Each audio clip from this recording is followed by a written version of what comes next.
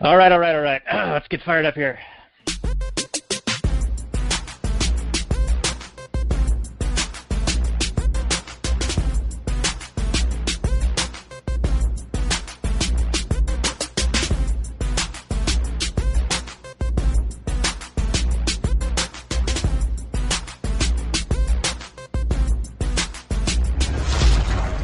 Maximum freedom. Read. Stay on target. Maximum. Stay on target. Maximum freedom. Read Rothbard. Hello and welcome to the Actual Anarchy Podcast, the podcast where we talk about movies from a Rothbardian Anarcho-Capitalist perspective. Tonight is episode 150, and we're going all the way to Zombieland for this one. So limber up, kids. It's about to enjoy the little things like Twinkies and my co-host, Robert. How you doing? Hey, everybody. It's still tender, but I'm here.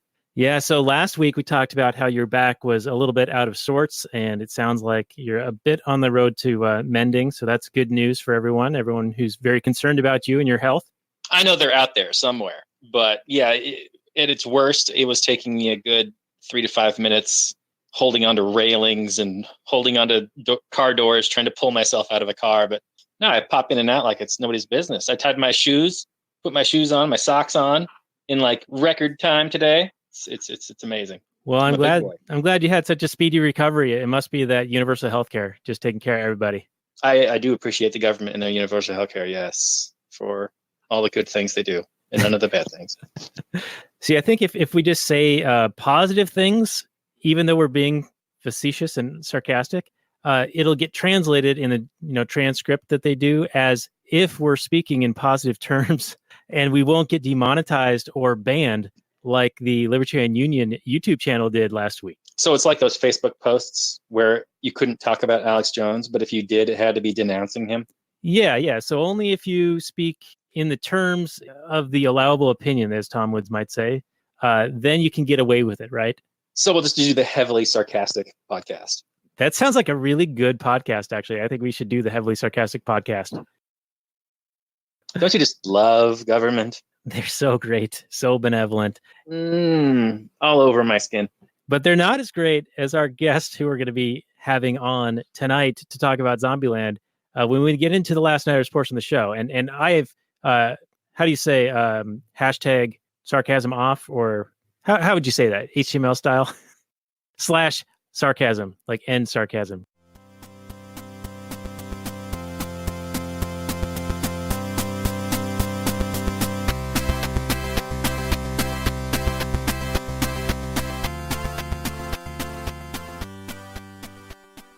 Hey everyone, it's Daniel Elwood and Robert Johnson, the Last Nighters. And the Last Nighters can be found on the Launchpad Media, where they're always launching new ideas in your direction. Check it out at thelaunchpadmedia.com. Tonight, we're going to be doing Zombieland on episode 92 of the show. You can find the show notes more at lastnighters.com/92. So we need to limber up and enjoy the little things as we welcome back our friend Rachel from Cannabis Heals Me to talk about this movie. She was with us just a few short months ago, back in June, talking about Harold and Kumar Go to White Castle. And she had originally wanted to do this Zombieland movie, but we were like, well, Zombieland 2 is going to come out in October, so why don't we, through the magic of the calendar, shift things around a little bit. So we did Harold and Kumar back in June, and now here we are finally, after all this anticipation and waiting, we now can have the grace of your presence here with us. Rachel, welcome to the show. You are so welcome. No, thanks for having me, guys. I'm excited to talk about this movie. It's one of my favorites. Yeah, so... And unfortunately, Patrick is not here to ruin it for me, so... He is a ruiner. I'm still bitter that y'all destroyed the Star Wars crap. Oh, the Rogue One? Rogue One, yes. You pointed out all the plot holes in it, and I'm like, oh no. Yeah, it was a good movie until you're like, wait a minute, that doesn't make sense. Yeah. And of course, you're referring to Patty McFarlane from Liberty Weekly, one of our kind of sister shows. He's a good friend of ours. But before we get into the Google description, which is usually how we start these things off, can you remind everyone what your show's about and where they can find it? Sure. The show's called Cannabis Heals Me. It is on all the major podcast apps. And what we do on the show is I get people on to talk about their medical cannabis story. and share it from their personal perspective of how cannabis have changed their life. I've had people come on and talk about how they went from 17 prescriptions to 0 prescriptions, that cannabis replaced all their prescriptions. And it's not a miracle plant, but the government shouldn't stand between people and their medicine. So I'm trying to get the word out to people that there are medicinal benefits to the plant, because there are still people, and I'm surrounded by them in East Texas, who feel that the plant has no medicinal benefits. I'm sure that probably comes as a shock to people that live in legal states like California and Colorado. But what I'm hoping is, through the power of story, we can reach people and let them know that this plant does have medicinal benefits that you've been lied to for 80 years, and kind of crack that hard exterior so that we can get those stories out there to them. Yeah, I think that's a very noble mission, and it's a little bit similar to how we do our show. I mean, not with the nobleness of it, but we try to talk about something in a way, have story and whatever, to share a perspective that people might not be otherwise familiar with. And it sounds like you have another way of doing that, but with actual stories of people and the impact that cannabis has had in their lives for the positive. Yeah. Well, we're hoping that people who were prohibitionists like I used to be will listen to the show. And then we also I was doing episodes every Monday. We have a healing story come out. And then I was doing every Thursday, like a cannabis adjacent issue. But we started homeschool my son, and we got back to the routine of doing homeschool and working from home, and just didn't have time to put out two episodes a week. And so I've had to cut back on the Thursday shows. But when we do put them out, what we do is we talk about a cannabis adjacent issue, like, jury nullification, or the constitutionality or the lack of constitutionality of prohibition laws, and kind of introduce people who come from a background similar to mine that weren't aware of some of these issues, civil asset forfeiture, those types of things, so that we can educate people. Hey, you learned this new thing about cannabis. Now learn this other new thing, please. Yeah, that does sound great. And we actually just did a series of movies where we interjected a lot of discussion about the drug war. We did Clint Eastwood's The Mule, Straight Outta Compton, and what was the one that kicked that off, Robert, where we snuck in some drug war talk? You're asking to test my memory? You're way better at this than I am. I don't remember. I couldn't even tell you what we did last week. Now I'm like, what did we do last week? Let's see, which one? It was Dune. It was Dune we did last week. Dune, yeah. And Back to the Future, we talked drug war a little bit. Really? We talk drug war in Dune. There's a whole drugs in that. Yeah, certainly. Well, let's get into the Google description. And Robert, if there's any way you can stop bopping and booping the mic, it would be beneficial to the format of the show here. Is it really? Yeah, it's making all sorts of noise. Huh. But okay, I'll do my best. But I didn't know that I was even doing anything. Okay. No, it's good. This is a professional outfit here, so thank you guys. And if you like what we do here, support us at lastnighters.com/Patreon, or give us a rating and review on the old iTunes, which will help raise the profile of this very show, so more eyeballs will get on it, or earballs, as we say, because this is a podcast. All right, so we start off the show with the Google description. So, and this is relevant because Zombieland 2 Double Tap is in theaters, I think, later this week or next week. So Zombieland came out in 2009. It's 1 hour, 28 minutes. It's a sci-fi / adventure. 7.6 on IMDb, 90% Rotten Tomatoes, 73% Metacritic. However, 95% of Google users enjoyed this film. The description is, after a virus turns most people into zombies, the world's surviving humans remain locked in an ongoing battle against the hungry undead. 4 survivors, Tallahassee and his cohorts, Columbus, Wichita, and Little Rock, abide by a list of survival rules and zombie killing strategies as they make their way toward a rumored safe haven in Los Angeles. It came out October 2nd, 2009. The director's Ruben Fleischer, box office of $102.4 million against a budget of $23.6. So it did very, very well. And I actually saw this in the theater. I remember enjoying it at the time and have not seen it nor thought about it much since. And just recently watched it, I want to say 2 nights ago. So I am prepped, Rachel. So let's get your take on the Google description. Then we'll go to Robert. Well, first of all, it shouldn't be about Tallahassee. It should be Columbus, because he's like the guy that narrates the bulk of it. And then Columbus is the one who abides by the list of rules. The rest of them care less about his rules. Those are very good points. And it reminds me the rules that he talks about, and I want to get into this a little bit later, but 2 other people I respect had rules, Murray N. Rothbard and Tom Woods. And one of Rothbard's big rules is people always specialize in what they're worst at when it comes to like economics or philosophy. So like Milton Friedman was great on the minimum wage and like free market exchange and things like that, but he specialized in monetary theory and he was terrible at it. And Tom Woods, one of his rules is nobody ever does anything. And what he means by that is nobody takes decisive action when it comes to working towards something like entrepreneurial. And he's not saying nobody does, but he's saying like the vast majority of people don't. So Right. if you're the one who does do stuff, then you're already at an advantage to other people. But anyway, I digress. Robert, your take so far. Well, I expected this movie. I'm like you. I watched this. I don't know if I was back in the theater or shortly thereafter on home release, but it entered my brain and quickly left my brain. It didn't leave a big impression on me. And I must say, rewatching it, I can see why. I'm eager to hear our guest's take on this because it's clearly she enjoyed it a great deal. But I didn't find there to be a whole lot of meat on this zombie bone body.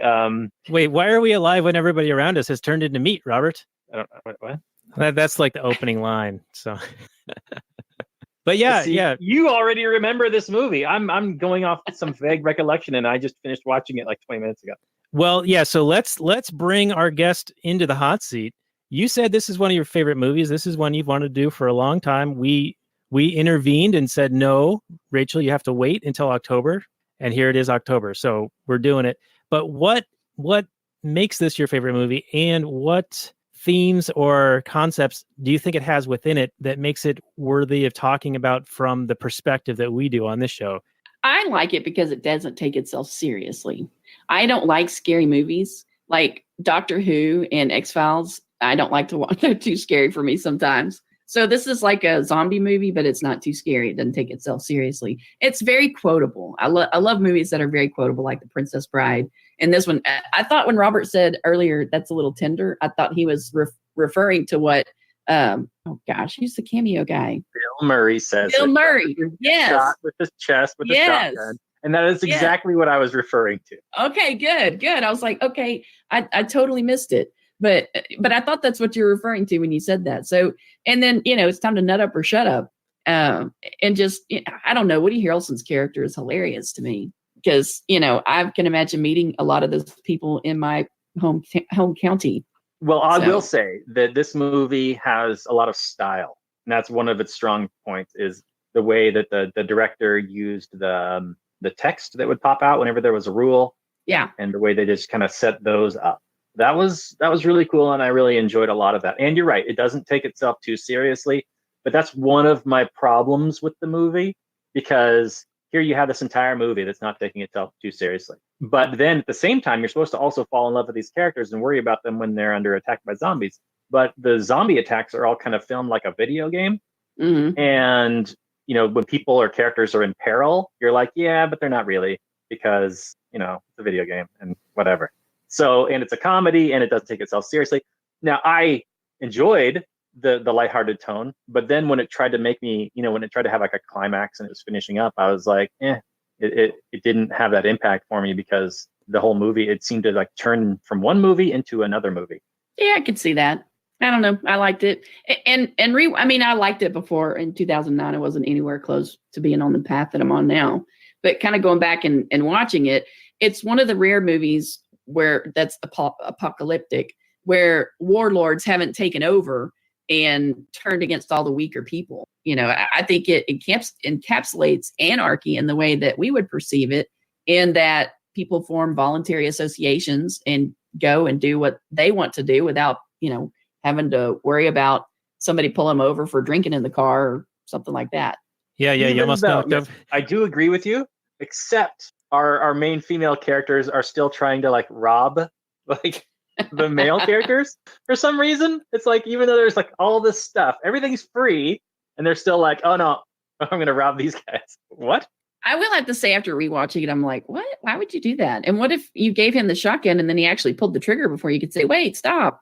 Yeah, blew your sister's head off. Yeah, exactly. So I don't really get that, but I guess it's kind of the meet cute of the movie.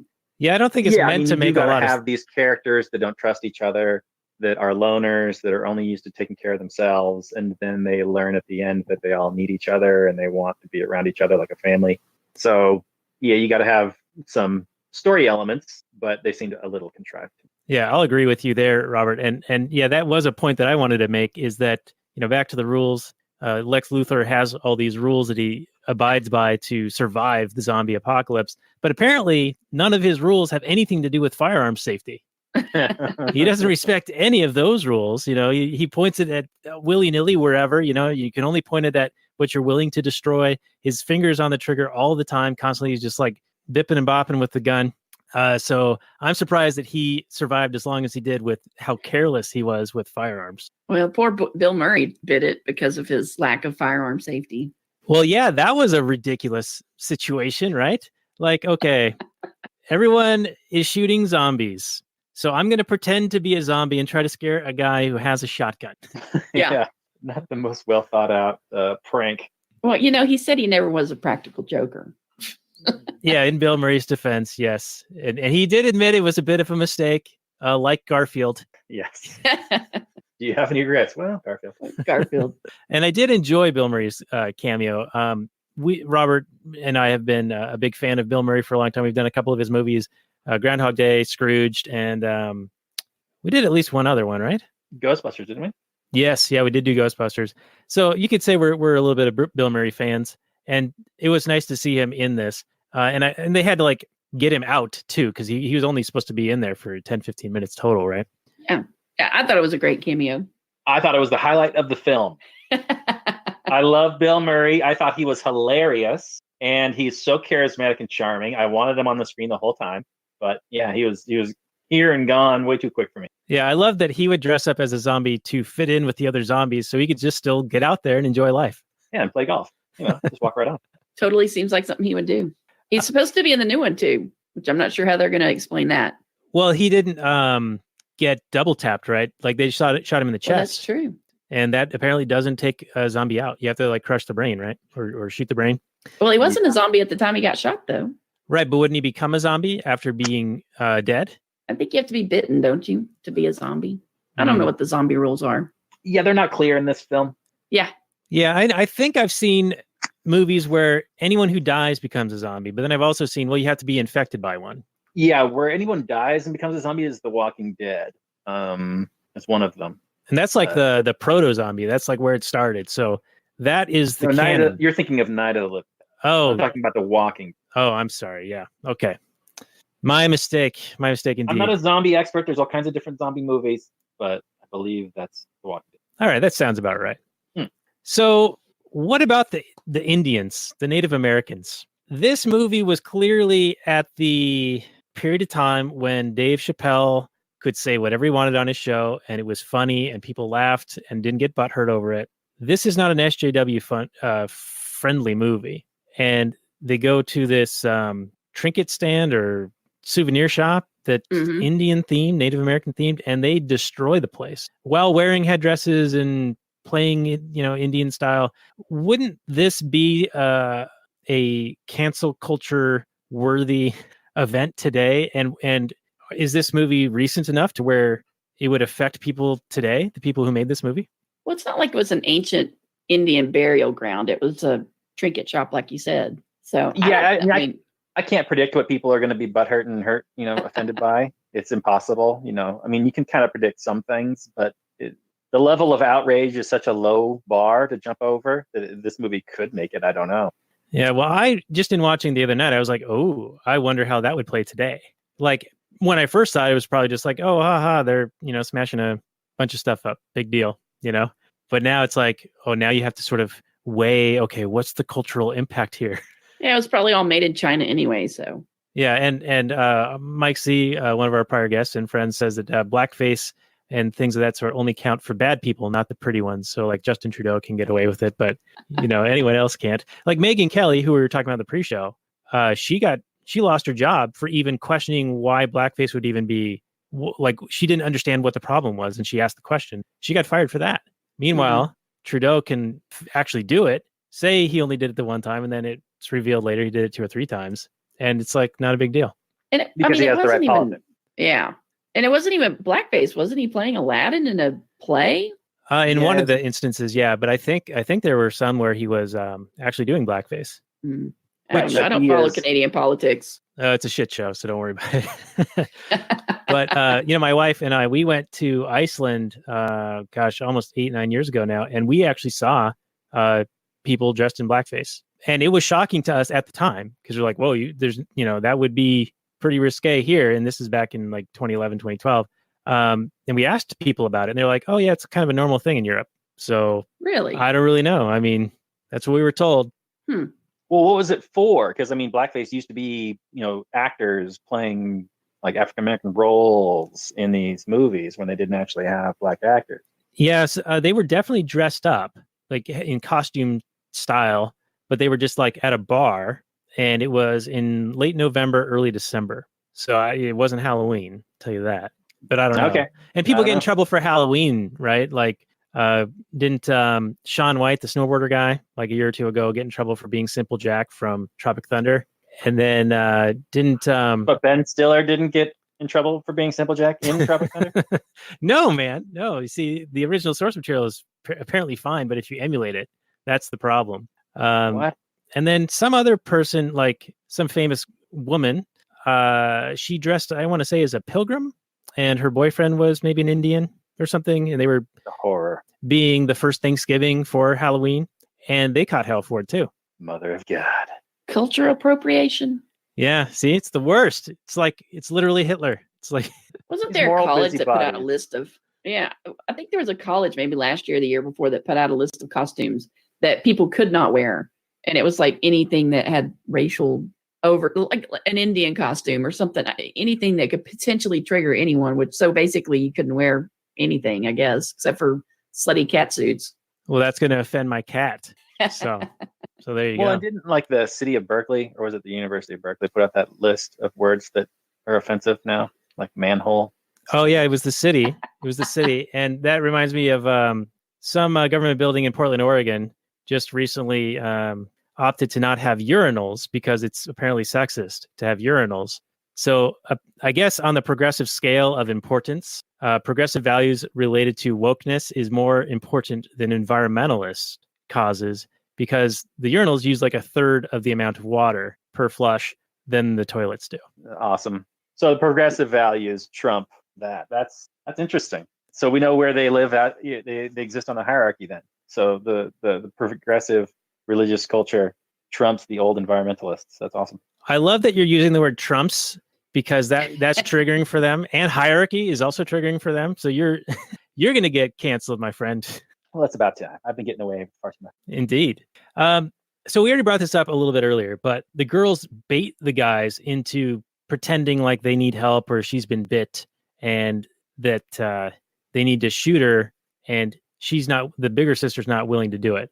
But like Rachel said, what if Woody was even more of a badass and heartless and just shot like right away, like he didn't care, then that whole thing would have ended tragically.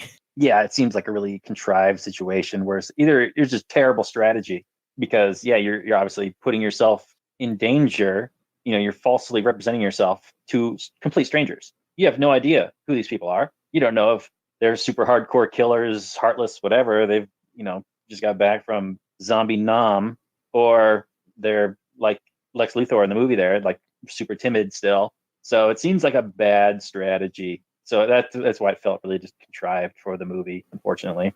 Yeah, and it also seemed like if they were seeking weapons or vehicles, they were there aplenty, right? They're somewhere in Texas. 99% of the population is dead or zombied. So you've got your pick of vehicles and probably, firearms or whatever you'd want.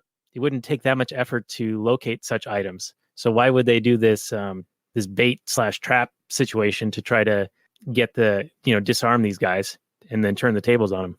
Right. And I don't know about you. I they set it up kind of with in the movie where the girls are kind of these scam artist people, and they're just out for themselves. No worries. We don't care. We're going to screw over whoever. I will say But that ring thing was pretty slick. It was. Yeah. It was a slick thing, and I appreciated the cameo of the writer. He was the gas station attendant guy, and he was also one of the guys that gets killed in the bathroom. Oh, Okay. and I didn't realize that. The bathroom zombie was John C. Reilly. Well, the guy he was eating was the writer of the movie, who also wrote School of Rock. Fun fact. Oh, interesting. Jack Black, like that guy. Yeah. Anyway, didn't mean to derail you there. But wouldn't the zombie apocalypse kind of give you, the girls, like more of an appreciation for the fact that there's like very, very few humans left, and that maybe it'd be better to cooperate and, specialize, division of labor style. Right. And Tallahassee is, he's very skilled at this, He's a sturdy dude who has the ability to defend them and himself. And you would think that would be useful. Yeah. I mean, I guess the girls don't see the value in that, but I don't know, if I was in their position, I would definitely welcome somebody that brought those tools to the table. Well, they killed those 3 huge zombies before she came out of the back. Yeah. I mean, maybe she didn't see that, but I don't know. You see some tough dude walking in. I don't know. I'd be tempted to just be like, hey, let's be friends, instead of, hey, let's try and rob these guys when everything is free. I mean, it just doesn't make a lot of sense. Yeah. Yeah. And why was it so hard for him to find a freaking Twinkie? You'd think that they'd be in any gas station or convenience store, I mean, the zombies aren't eating Twinkies, right? They're not eating any of the other food. That was another contrived thing for the movie. I don't know. Are they? All the zombies in the grocery store were really fat. Surely, well, maybe they just sat there and waited for people to come to the grocery store and buy stuff. Yeah, they seem to be pretty smart zombies and fast, and they could climb things and like work out like how to get into things. But we saw that in Night of the Living Dead, right, Robert? When they were all of a sudden like able to figure out how to get into that house at the end. Could be. It's the one thing that zombie movies suffer from, is consistency in their zombie abilities. Zombies seem to just have whatever is needed and required for the scene to be able to do, unfortunately. Yeah, well, that's like your varying superhero power levels, right? Like, well, if it's convenient, he's going to have this limitation, and then later on, he'll make a grunty face and be able to overcome it. Yeah, it's a trope that's often used in comic books, and it's unfortunate that it's been transferred over to the big screen now with superhero movies being so popular. So I had a question about the plot just in general, where Tallahassee is, they're all named for like where they're from, I guess, and he wants to go back to Florida, and Columbus wants to go back to Ohio. But after they encounter these women and get robbed, they end up following the women and going west to Disneyland. So I know that they said that, well, Columbus is, not there anymore, but it seems like you're going one direction and then all of a sudden, for almost no reason, now they're heading west. And I didn't understand why that would be the case. I mean, you had to run into Bill Murray, I guess, so you had to have that plot convenience, but... Yeah, it seems like the writers could have had them all going west anyway. I don't know, or maybe him going to Columbus then finding out. But the Tallahassee guy, where was he going? I don't remember exactly. I guess back to Florida. Yeah, Jesse Eisenberg had said, "Oh, you're heading east. Well, we can, stick together like part of the way because I'm going to Columbus." And he says, "I'll give it to Texarkana, I think," because he said that he got the sense that Lex Luthor was a bit of a bitch. Right. I don't think this movie was written with the intent of us really dissecting it this much. I think it was meant to be like, hey, just have a fun time, kill some zombies, and spend an hour and a half of your time. Yeah, now that's what I do. This came out not too long after 300, and it felt like at least the opening title credits sort of had that same kind of vibe to it with the titles and the blood splatter and stuff. But then they didn't really do a lot of that stuff in the actual movie. Like the title sequence, I thought was like pretty gruesome, actually. Like especially the soccer mom comes flying out and then smacks into the road. And that was like to illustrate the rule number 7, always wear your seatbelt. Yeah, it was the opening part was probably, like you said, the most gruesome part of the movie. The rest of it is, like when Woody Harrelson clops the zombie's head off at the grocery store. It doesn't show it. It just shows the hedge trimmers sliding across, but it doesn't actually show the zombie. But compared to the gruesomeness of the opening scene, it's kind of strange. But yeah, it's sort of like they used all of their goriness in that and the CGI budget, I imagine, in that section. Yeah. And then the rest of it was just kind of like, oh, we'll kind of do this off screen or whatever, and just have the 4 or 5 principal actor types.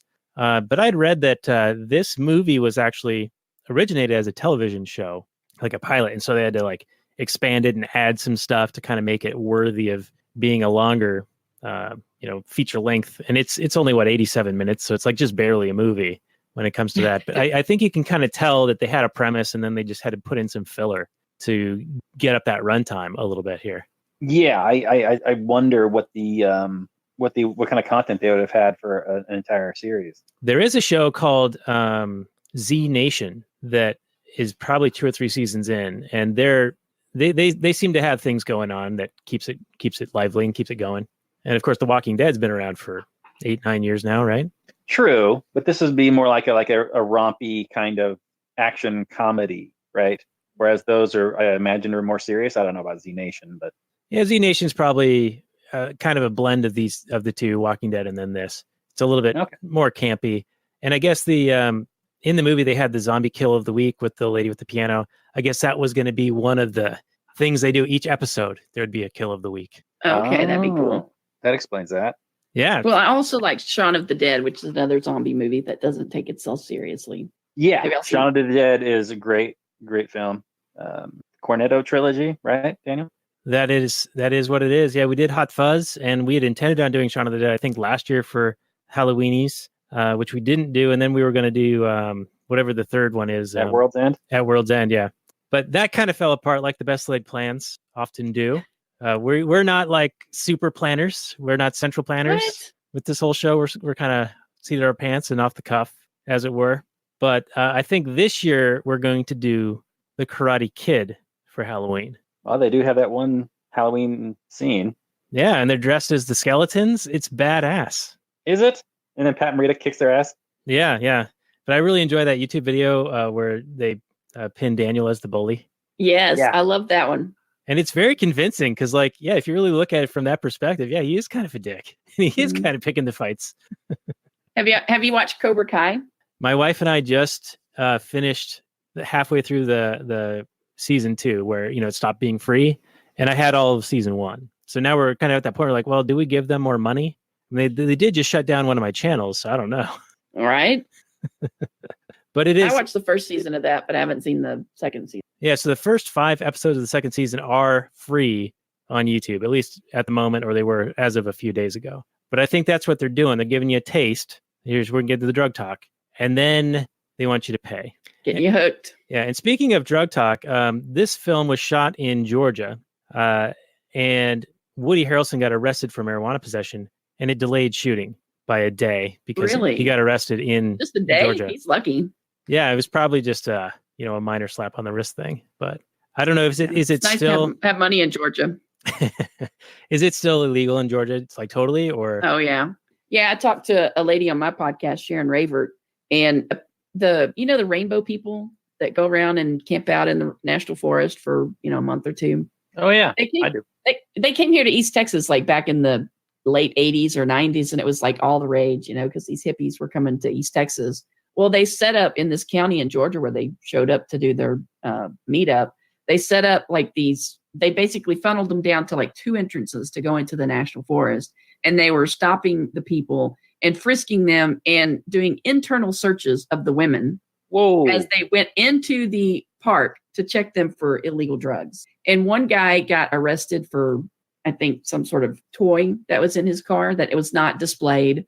But they arrested him for that because they just made up all these trumped up charges. So their Spartacus Legal is working on their defense in Georgia for a lot of these cases. And some of them were held in jail, for an extended period of time, like a month, over silly little charges. So yeah, it's still illegal in Georgia. And this is recent events in Georgia? In 2019. Wow. I don't remember the exact date. I think it was sometime this summer that I talked to her. But Sharon is the founder of Peachtree Normal, and she volunteers with Spartacus Legal, which Catherine Bernard is, I don't know if she's the head person of that. She's the one that got the guy off on jury nullification in Georgia on a criminal drug charge. He was growing cannabis for medical use, and he got on the stand and said, "Look, this is medicine for me and my family." And the jury refused to convict him of a crime. And I think that was probably about a year ago when that case came out. Wow. Yeah. I remember seeing recently there was some instruction from a judge that somebody had posted, I want to say in the Tom Woods group, where it was like, you will be told what the law is by the judge, and you will apply the law as it's instructed to you. And your own opinion on the matter does not count, or something along those lines, which is, as far as I understand, that's illegitimate and inaccurate, but they can pretty much say whatever they want. So. Oh yeah. They're gods in the courtroom. They can say anything they want. And that's why it's important for people to know that they have rights like jury nullification. And if they don't want to enforce a stupid law, they don't have to. Yeah, we saw that demonstrated in My Cousin Vinny, and we had Pat McFarlane on for that one. Yeah, that's another one of my favorites. I think I did listen to that one. I enjoyed that one. Y'all didn't ruin the movie for me on that one.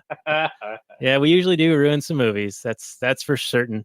Yeah, I was going to say the critics in the critics. Right.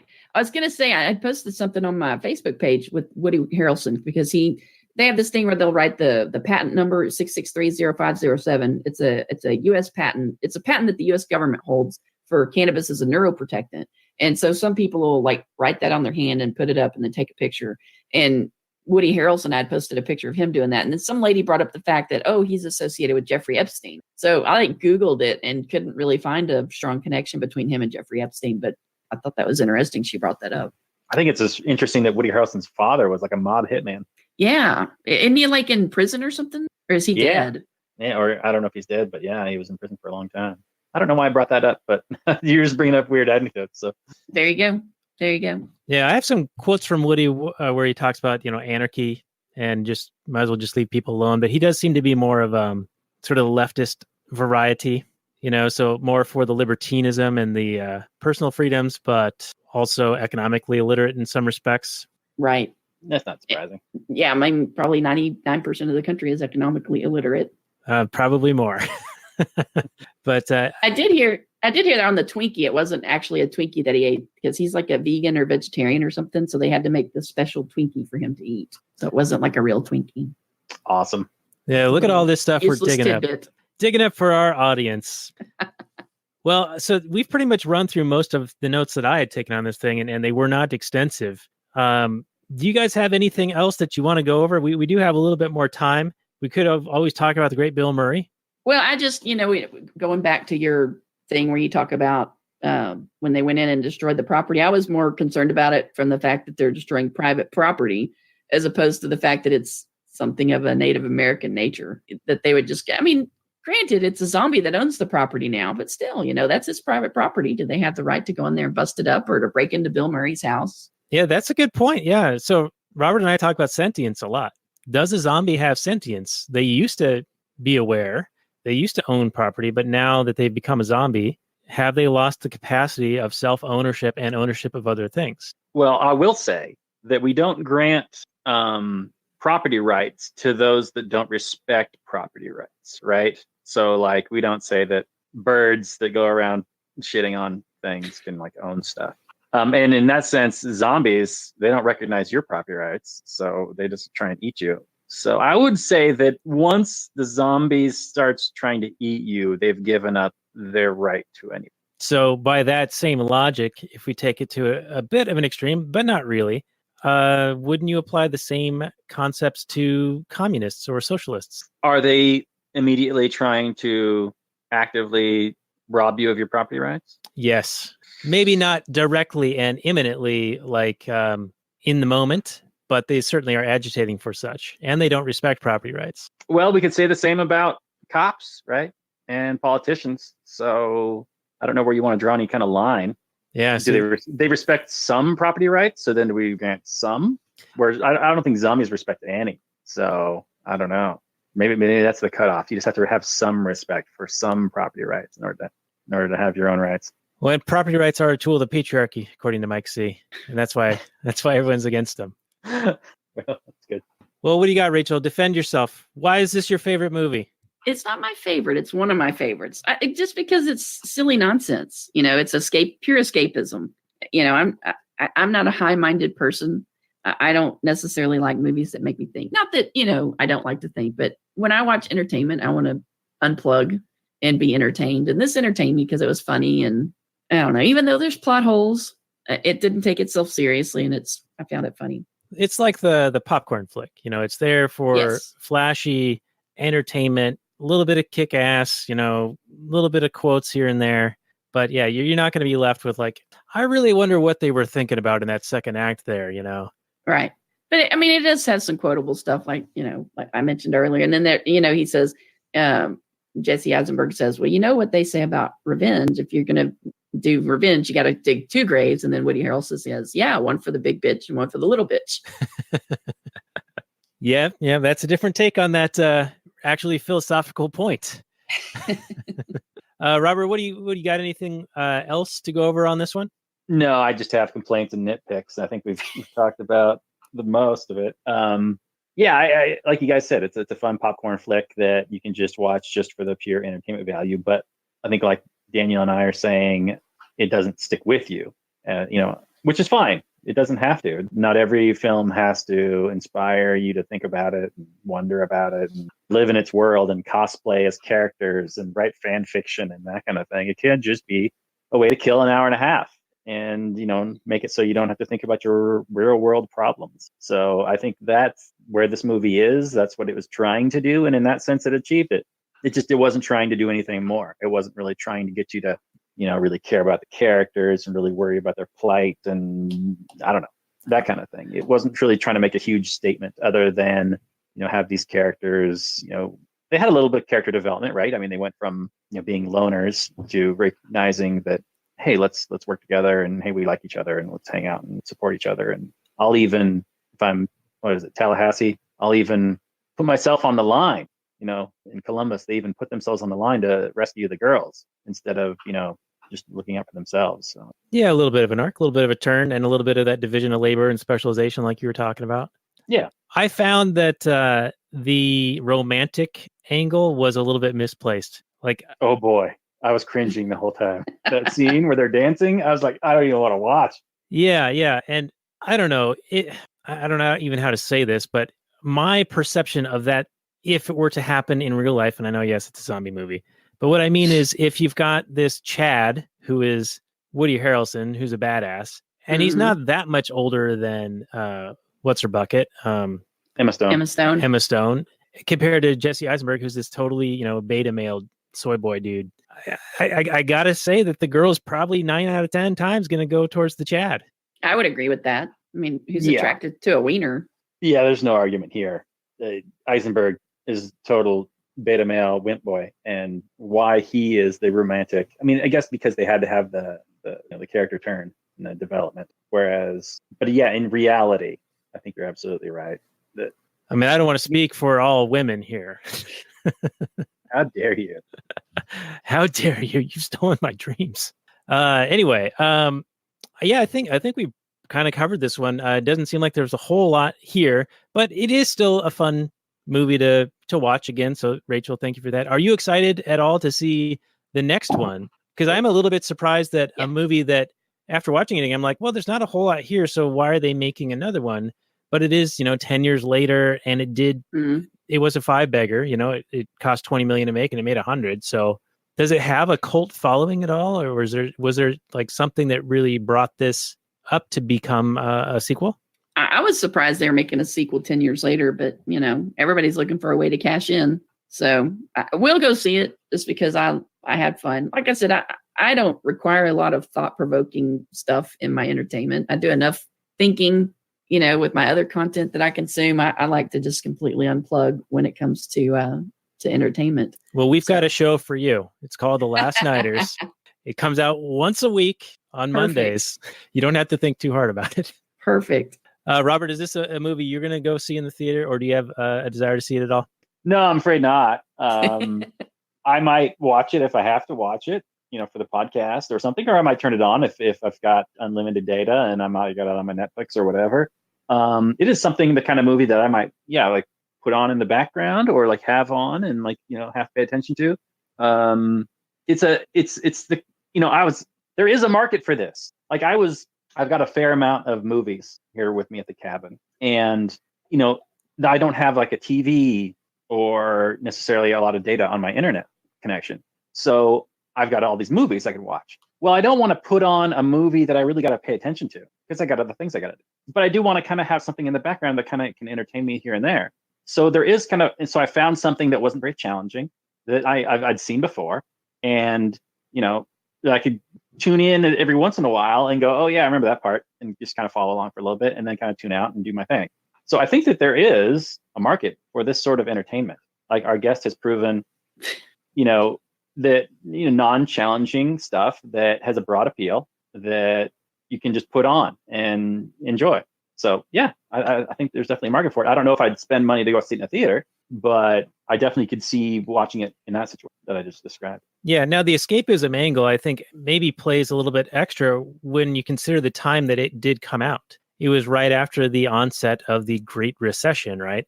And I think that was one of the kind of anecdotes that came out of the Great Depression was, well, people wanted to get away, so movies became popular despite being relatively expensive because, there was really high unemployment back in, the 1930s.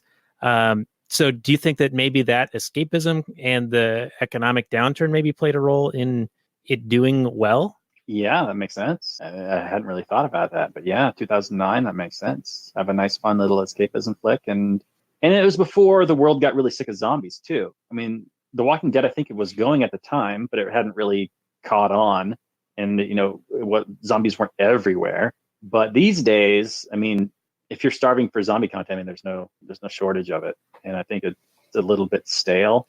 So I'm surprised. I'm curious to see how this next one's going to do. If it's going to... I'll let you know, Robert. Okay, good. Because it might have been a lightning in the bottle situation where Zombieland really found its audience at the time. But now that zombies are kind of stale, everybody's like, we've seen this before. No thanks. Could be. Yeah, well, we'll expect a full report from you, Rachel, and, let us know. I don't know if we're going to do it for your next appearance. Probably not. But no worries. But we would love to have you back because you're a good person and we enjoy having you on to talk about stuff. And thanks. I enjoy it, even though y'all think my movie picking sucks. No, that's not true. I loved Harold Kumar. You know this.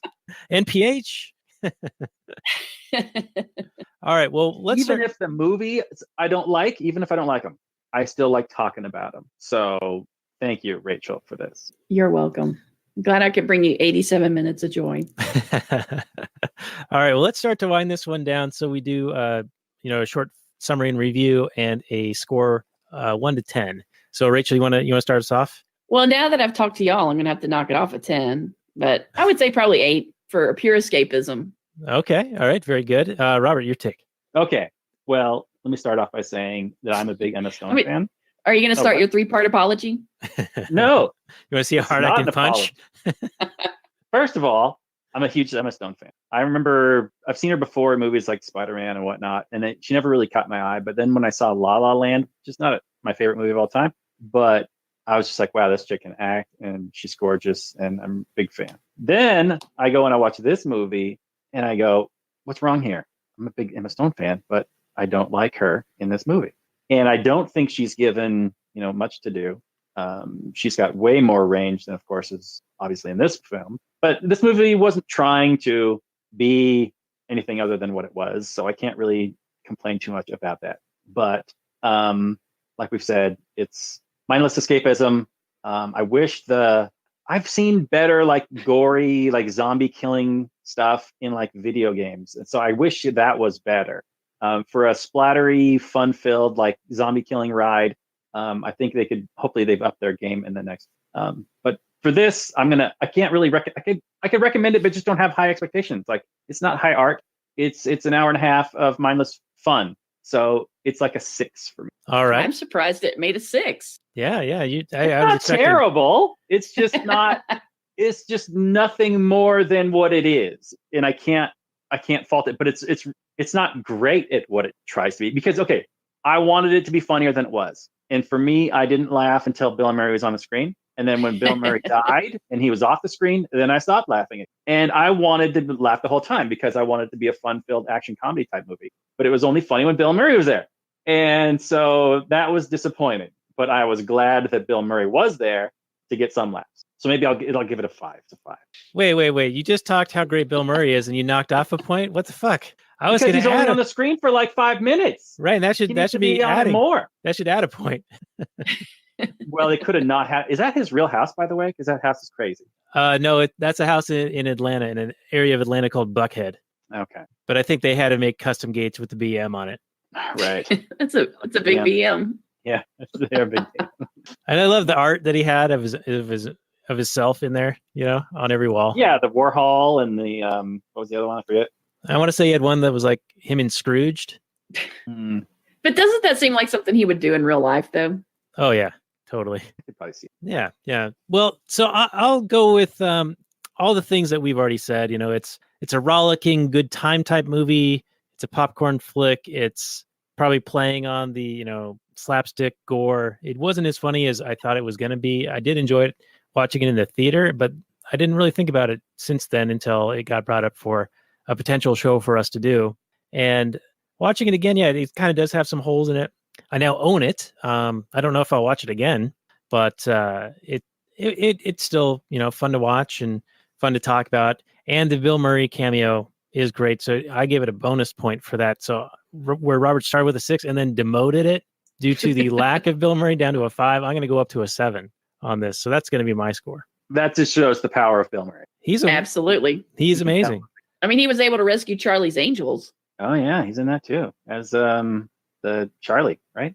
Not Charlie, the other guy, the buddy or the whatever he is. Yeah. Charlie's the voice, isn't he? Yeah, but he's the leader guy. I forget his name. Yeah, you guys know too much about this. I don't know anything about Charlie's Angels, but I do know, since we talked about a theater and Zombieland 2 coming out, and it not being worth the trek for you, Robert. But I think there's another film that might be worth the trek, and I think we can make this happen for next. Are you sure? For because next week, you have mentioned long have you teased the idea of you leaving the house, and we all know that you have urine and feces in mason jars lined all around the house, and your fingernails are 12 feet long, and you wear diapers everywhere, and you never leave the house. I'm making the So it's Aviator. the guy who lives in a trailer in the woods. I'm making Aviator 2. Hey, we're not talking about me right now. Yeah, that's a good point. Thank you, Rachel. Thank you for You're welcome. white knighting for me. So yeah, I'm making Aviator 2 here in the house. But I think I may venture out because this movie's getting all this buzz. People are talking about it all over the place. And what an amazing performance, which you only can do amazing because of how good Heath Ledger did it. So I think we're going to try to do Joker next week. And we might have Shaheen, our Batman guy, join us for that one. Well, I might be on Austin time when I'm doing that recording, so I'll have to try and find a theater in Austin to watch it. But that should be doable. I don't know if I can convince anybody else to go along with me, but we'll see. Well, I have heard that some theaters actually won't allow single ticket sales. Really? Because of the threat apparently associated with it, like all the, I guess has to do with the theater shooting from like a decade ago. And some people are relating it to that. And so they're like, oh, we don't want to sell single tickets, but I'm not taking my kids. So if I try to go see, it's going to be a single ticket. So we'll see. But I think that's what we're going to try to do, Robert. Joker. Okay, well, we can try and do it, but do we have a backup in case it doesn't happen? That will be a surprise. So Okay. Tune in next week. Same bat time, same bat channel. Potentially not the Joker movie, but probably. If we can swing it, we'll try. If we can swing it. We'll give it our all, but we don't got too much. But anyway, this has been our show. So Rachel, thank you for joining us. People can find you at Cannabis Heals Me. That's your show. Yes. And we'll have show notes with links to everything that you have on our show notes page at lastnighters.com/92. Robert, tell the audience what they've won if they want to support us in any way. You win a big fat thanks from me and Daniel. We both will give you virtual hugs and kisses if you want them on your non-swimsuit covered area only. So if you want to leave a like, a thumbs up, if our YouTube channel still exists, then you could do that. You could review us on iTunes. You could support us on Patreon for as long as we're still on that. You can do all those things. You can tell a friend about it. And then we'll give you the virtual high fives and the hugs, but only in the same. Yeah. Plus non-threatening. Okay, thank you. All right. Well, very good. Rachel, any final words for our audience before we do some potential Kathleen Turner Overdrive, which is available for our Patreon supporters, and they can access that at lastnighters.com/Patreon. Nope. Just, I guess, check out the podcast if they're interested and continue to listen to Actual Anarchy or The Last Nighters. Either or. They're both good. They're the best shows on the internet. I got to say. Right. That's right. I am not biased. Not at all. All right. Well, thank you, audience. Thank you, Rachel. And we'll get into some bonus content right after this. Good night from last night, everyone.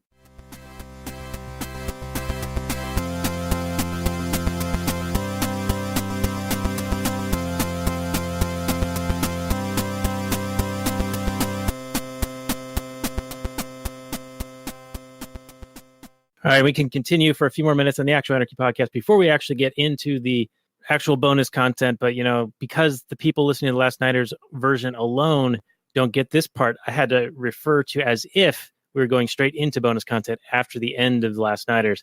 It's all confusing. Why am I cross-eyed? Anyway, Rachel, you had brought up the guys in the grocery store who were like the big fatty guys. I guess one of those was the very first one from the opening scene where Eisenberg is like, everyone's turned into meat. And rule number 1 is cardio. And the first ones to go were the fatties for obvious reasons. Which as soon as you see that, you're not going to watch an SJ. It's not an SJW. It's not a woke movie, right? Right. And yeah, so I thought it was pretty funny. And I thought it was hilarious, and I'm a fatty, so I would be one of the first ones to go. Well, see, then you wouldn't have anything to worry about. You just be like, oh, I'm a zombie now. Now I don't have any property rights anymore, right, Robert? Well, and see, isn't that a very real thing? Yeah. That the fatties would be the first to go. Well, or the the dumb or the blind would probably be, or the handicapped.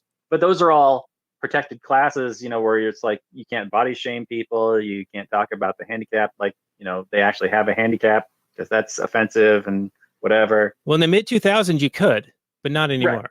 Not anymore. Yeah. PC got mad. Don't be a hero, Robert. That's rule 17. Did you write them down there? I didn't get all of them. Yeah. I found a quote that had them listed. So it's rules to survive. Number 1, cardio. Number 2, double tap. Double tap. Number 3, check bathroom. Number 4, seatbelt. Number 5, travel light. And then it skips. 16, limber up. 17, don't be a hero. 22, when in doubt, know your way out. 31, check the back seat. And 32, enjoy the little things. So there's a couple of missing ones in the middle there. Not sure what they are. They apparently have nothing to do with firearm safety. Nope. But the guy probably didn't shoot very many guns. Being the timid beta male that he is, he probably didn't shoot a whole lot of guns before Zombieland. So there was nobody to teach him about gun safety, and only point it at the things that you want to kill or harm. This is true. And the guns that the actors were using were so obviously bad and fake, and then the muzzle flashes in the reports were really bad. Oh yeah, like no recoil at all. Yeah, like none. Like zero recoil. They weren't even firing blanks. They were just like aiming and like pretending to shoot. So yeah, especially with that shotgun. Yeah, that was like, what? So I don't know if they're trying to, if they were just worried about, putting a gun in a young girl's hands or whatever, or a fake, replica gun or whatever. But yeah, that was, I don't know. I could see why they were just kind of waving them around willy-nilly, because they're just like, well, these are just fake toy things, so who cares?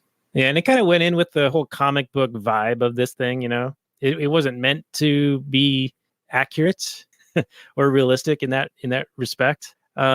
Similarly, I mean, apparently the zombie apocalypse happened just a few weeks prior, but these guys are all relatively clean, look like they've been showering and shaving, and except for Emma Stone. She wanted a shower. Well, Emma Stone had the little sister. Well, Emma Stone had this raccoon eye makeup on like the whole time. Yeah. That's not going to be a thing after the meltdown or whatever. Okay. Yeah, who cares what she looked like? Rant time incoming. So triggered by Emma Stone. So water doesn't flow, but electricity is everywhere. Oh yeah. Yeah. How is that the gas pump still work? How long does gas stay good? Well, and how long does the electricity required to pump the gas still there? I mean, yeah. Without people running the power plants, I would assume that they would degrade, or not. I mean, it's been 2 weeks, I assume, but I don't think you just have. If you just leave everything on, it's just fine. Is that how it works? Yeah, I don't think so. Maybe the zombies who were the power plant workers were so well trained in the government schools with rote memorization and muscle memory that they just continue to do their power plant jobs after becoming zombies rather than eating each other or anything like that. They just continue to produce power.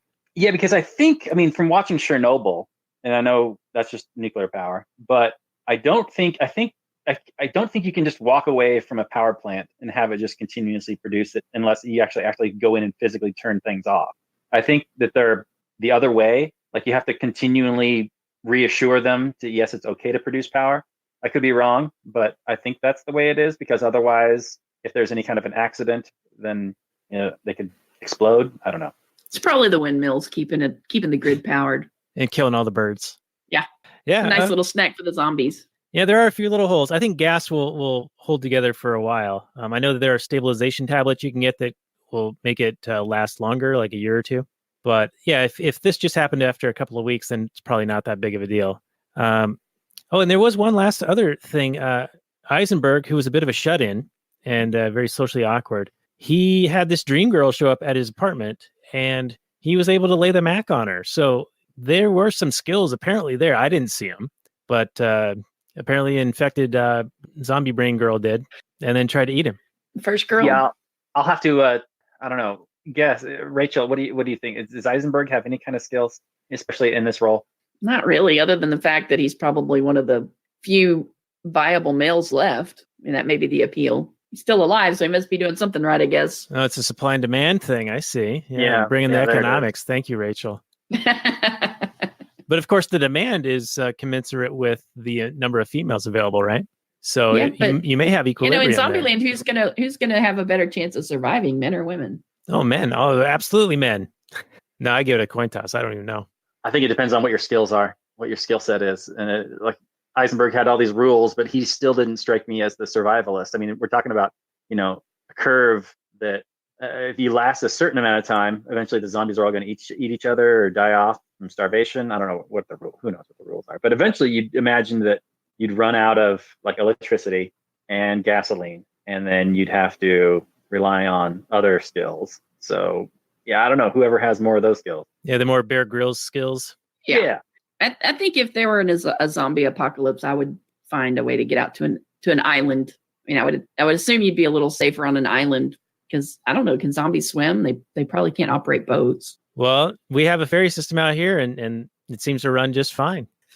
Now, actually, we mentioned that this movie came out in the aftermath of the Great Recession, and one of the reasons that, let's see, you don't know this part yet. So I actually moved with my wife to an island to be more preppy or prepper style, to have like a body of water between us and like a major city. And so that was like kind of our mindset at the time. And now we live sort of in the foothills of the mountains in an area where not a lot of people are going to head this direction if society did break down, so to speak. But yeah, my folks live up in southeast Missouri, so that's like, and they have 80 acres. So I think that's their plan, is if anything goes south, they want us to head north.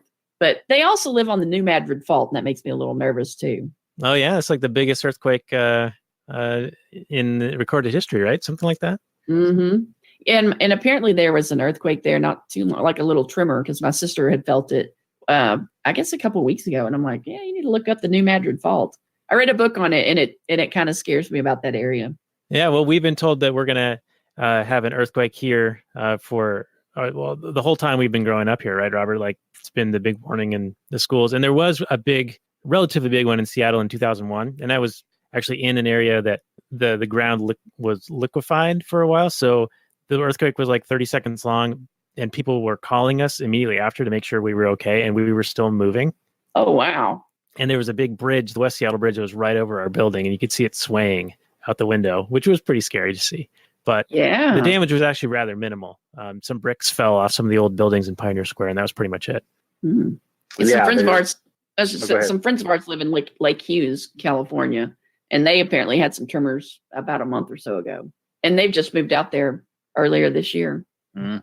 Well, all right. Yep. Well, supposedly we live on the Ring of Fire, and yeah, we're due for the big one. There was a book written a couple decades ago about how Seattle's due for something that's going to kill everybody, but it hasn't happened yet. Knock on wood.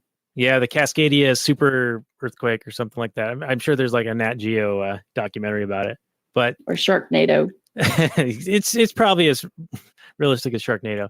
But anyway, we should probably wind this down, and we can continue talking about just random stuff in the Kathleen Turner Overdrive after this. So this has been episode 150 of the show. You are Rachel Kennerly of Cannabis Heals Me. So thanks again for being our guest. And we'll be back next week, hopefully with a review of Joker, if we can make it happen. So good night, everyone, and maximum freedom.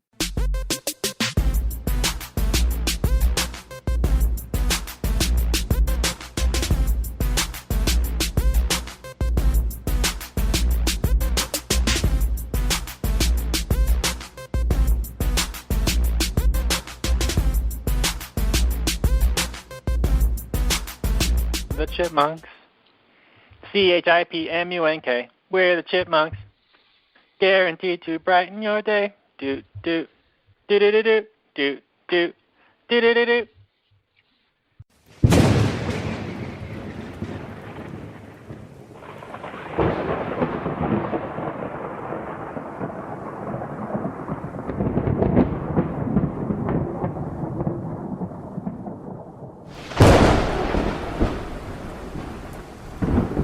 In the early days of the internet, radical libertarians were scattered, lonely, and faceless. Without direction, they resigned to scour the web, sifting through content providers in a wasteland plagued by YouTube demonetization, Facebook jail, and covert internet censorship. But then, in 2017, the Libertarian Union was formed. Finally, the average Joe libertarian could find a thriving community of independent podcasters and content providers, all in one convenient location. At Libertarian Union, we'll always have the latest news, interviews, discussions, and even movie reviews. With hundreds of episodes and more added all the time, you'll always find something fresh at libertarianunion.com.